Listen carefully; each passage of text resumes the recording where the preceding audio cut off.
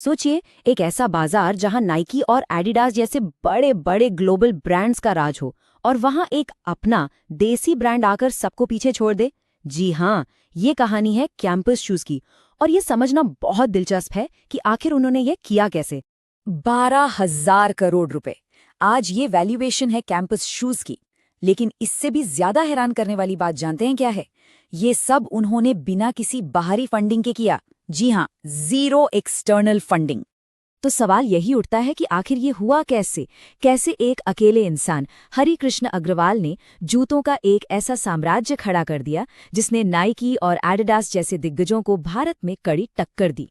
चलिए उनकी इस पूरी यात्रा को करीब से देखते हैं। तो चलिए समझते हैं इस 12,000 करोड़ की कहानी को। देखिए, आज कैंपस कोई छोटा मोटा नाम नहीं है। पूरे भारत में 20,000 से ज्यादा रिटेल दुकानों पर ये मिलते हैं और वरुण धवन जैसे बड़े सितारे इनके ब्रांड एम्बेसडर हैं। मतलब स्केल बहुत बड़ा है। हर बड़ी कहानी की शुरुआत अक्सर बहुत मामूली होती है और इस विशाल साम्राज्य की नींव भी कुछ ऐसी ही थी। 1950 के दशक में जन्मे हरि कृष्ण अग्रवाल ने अपने परिवार से एक ही बात सीखी थी कि बिजनेस में टिके रहना है तो मेहनत और लगन से बड़ा कुछ नहीं। और यही सीख उनकी कामयाबी की पहली सीढ़ी बनी। उनका असली बिजनेस स्कूल कोई बड़ा कॉलेज नहीं, बल्कि दिल्ली का लोकल मार्केट था। स्कूल के बाद वो वहीं काम करते थे और उन्होंने वो बातें सीखी जो कोई एमबीए की किताब नहीं सिखा सकती। जैसे कि ग्राहक को असल में चाहिए क्या, डिमांड और सप्लाई का असली खेल क्या होता है और अच्छी क्वालिटी की कीमत क्या होती है। 1980 के दशक की शुरुआत में उन्होंने बाजार में एक बहुत बड़ी खाली जगह देखी। उस समय मार्केट में सिर्फ दो ही ऑप्शन थे, या तो बहुत अच्छी क्वालिटी वाले जूते जो बहुत ही ज्यादा महंगे थे, या फिर एकदम सस्ते जूते जिनकी क्वालिटी बेहद खराब थी। बीच का कोई रास्ता था ही नहीं। और इसी खाली जगह को भरने के लिए अग्रवाल जी ने 1983 में अपनी जमा पूंजी और परिवार से कुछ पैसे उधार लेकर अपना पहला ब्रांड लॉन्च किया, एक्शन फुटवेयर। एक मैन्युफैक्चरर के तौर पर ये उनका पहला कदम था। लेकिन जैसा कि हर नई शुरुआत में होता है, रास्ता आसान नहीं था, बल्कि शुरुआत तो काफी खराब रही। पुरानी मशीनें और कम कुशल कारीगरों की वजह से जो जूते बन रहे थे वो ग्राहकों को बिल्कुल पसंद नहीं आए। शिकायतें आने लगीं कि जूते सस्ते तो हैं पर 2 महीने भी नहीं चल पाते। यहाँ पर ज्यादातर लोग हार मान लेते, पर अग्रवाल जी ने ऐसा नहीं किया।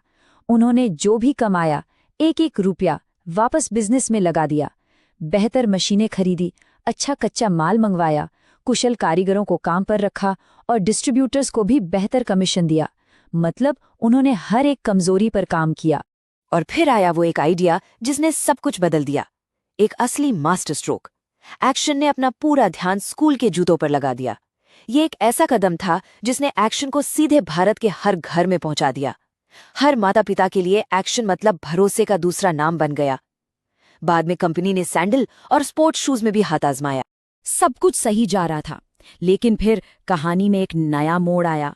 1991 में भारत की अर्थव्यवस्था दुनिया के लिए खुल गई और नाइकी, एडिडास जैसे बड़े बड़े इंटरनेशनल ब्रांड्स ने भारतीय बाजार में एंट्री मारी।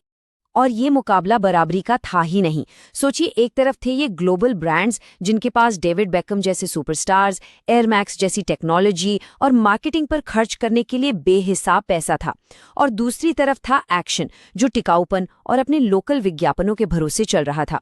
इन बड़े खिलाड़ियों ने एक्शन को लगभग बाजार से बाहर ही कर दिया था। लेकिन कहते हैं ना, एक शिकारी सही मौके का इंतजार करता है।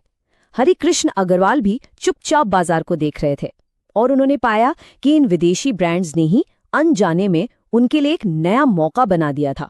इस मौके को कहते हैं एस्पिरेशन गैप। हुआ ये कि लाखों भारतीयों के मन में अब नाइकी और एडिडास जैसे स्टाइलिश जूते पहनने की इच्छा तो जाग गई थी, लेकिन उनकी कीमतें इतनी ज्यादा थीं कि जेब इजाजत नहीं देती थी। मतलब ख्वाहिशें थीं पर पहुंच नहीं। और बस इसी गैप को भरने के लिए 2006 में एक्सेन ने एक नया खिलाड़ी मैदान में उतारा, एक सहायक कंपनी जिसका नाम रखा गया कैंपस। इसका एक ही मकसद था, मॉडर्न और स्पोर्टी डिजाइन वाले जूते, लेकिन ऐसी कीमत पर जो हर कोई खरीद सके। उनकी स्ट्रैटेजी इतनी सिंपल थी और इतनी असरदार। सोचिए, जहां नाइकी और एडिडास के जूते 5,000 रुपए से शुरू होते थे, वहीं कैंपस ने लगभग वैसे ही दिखने वाले स्टाइलिश जूते सिर्फ 500 से 1,000 रुपए में लॉन्च कर दिए। इस एक कदम ने स्टाइलिश जूतों को आम भारतीय की पहुंच में ला दिया और यहीं से कैंपस की असली उड़ान शुरू हुई। और इस एक शानदार स्ट्रैटेजी के बाद कैंपस ने जो रफ्तार पकड़ी, उसने उसे कुछ ही सालों में भारत का नया फुटवेयर किंग बना दिया। इसके बाद तो कैंपस ने एक के बाद एक सही दांव खेले।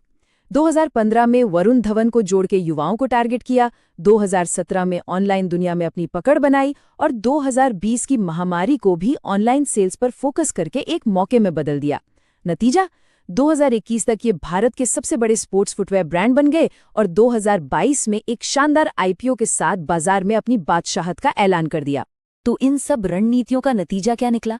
नतीजा ये कि 2021 आते आते बिकने वाले जूतों की संख्या के हिसाब से भारत के स्पोर्ट्स और एथलीजर फुटवेयर मार्केट का 17% हिस्सा अकेले कैंपस के पास था।